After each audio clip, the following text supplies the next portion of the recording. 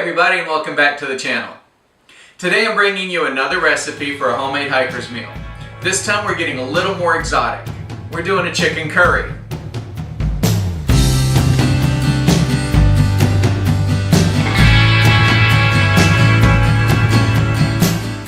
Please click like and subscribe to join my hiking family. If you've ever been to an Indian restaurant, you'll remember that a lot of their dishes come with a rice. Being that I'm going more on the keto side, I wanted to find something that I could replace that rice with, but I wasn't able to find a rice substitute. So I went back to my original keto recipe and I went with the bulk for that. And that is the dried riced cauliflower from Keto and Company. So we're gonna do like we did in the on the keto side episode. We are going to do 16 grams of the freeze-dried riced cauliflower. Oh, these are in ounces. Always check your units, folks.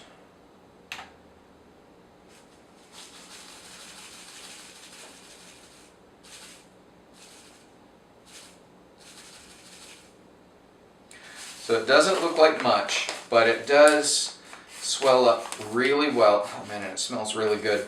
It swells up really well, absorbs a lot of the excess water, so that all your other ingredients form quite a nice, fairly thick sauce, depending on how generous you were with your water use. Alright, being a chicken curry, you guessed it, we're going with the Mountain House freeze-dried diced chicken. And as usual, I start with 20 grams of that. And of course you can always add more, depending on your needs. You just have to keep an eye on the water levels when it's hydrating. Being that I try to reuse a lot of the same ingredients over and over, I do look for different ways to use those ingredients in different recipes. So this chicken curry is going to reuse a lot of ingredients that you'll have remembered if you've seen any of my other episodes. And next I add the freeze-dried onion from Mother Earth products. And we do half a teaspoon of that. You can obviously do more.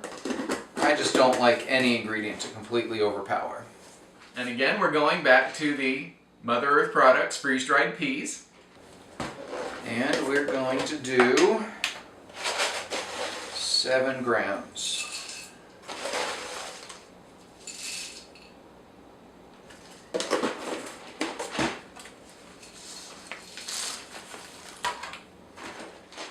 A lot of the recipes that I looked at for curries called for a chicken stock.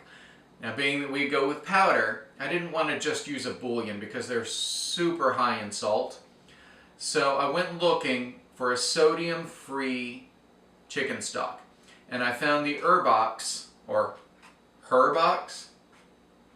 I'm guessing Herbox. Sodium-free chicken stock. Now, it does have some MSG in it, so if that's a concern for you, you may want to keep looking. But being that I won't be eating much of this, a little bit of MSG isn't going to hurt you occasionally. And 1 whole packet of the Herbox sodium-free chicken stock. Being that they're my favorite producer of freeze-dried vegetables, when I needed a tomato base, I went right back to Mother Earth products, and I found their Mother Earth products tomato powder. And we do 1.5 teaspoons.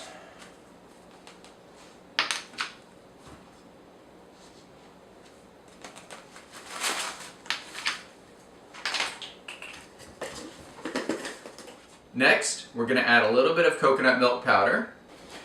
And for that, I do 2 tablespoons, and you don't really necessarily have to worry about it. The stuff gets a little lumpy because it does kind of collect some moisture no matter how well you seal it. So you don't have to worry about that, but 2 tablespoons. And for that additional fat and flavor, we go back to the Hoosier Hill Farm powdered butter. And 1 tablespoon of that.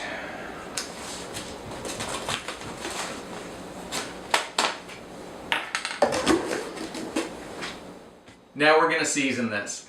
So I start with garlic powder. And per usual, I start with a 1/4 teaspoon, which you can always add more. It's just if it's overpowering, it's too late. And to finish it off, curry powder, because you can't have a curry without some curry powder. And 1/2 teaspoon.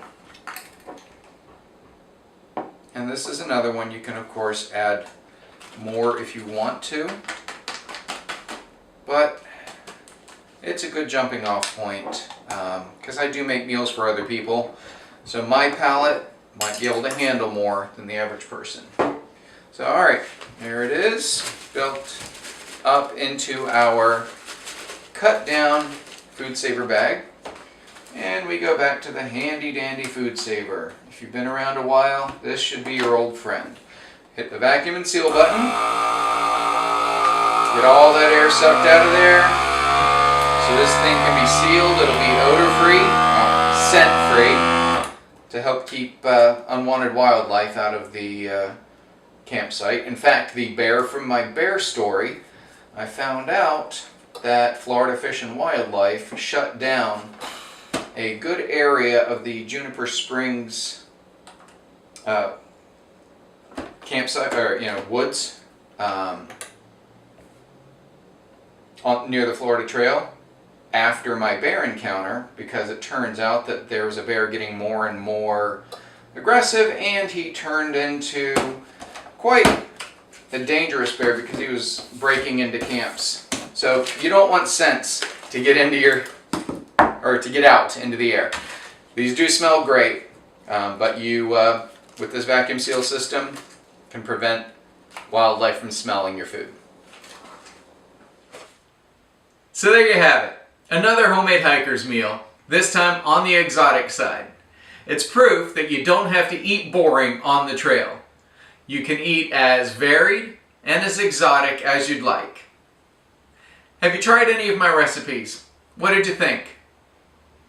Is there any recipe you'd like me to try to see if I could create for you for your own homemade hiker's meal? Leave a comment below and let me know.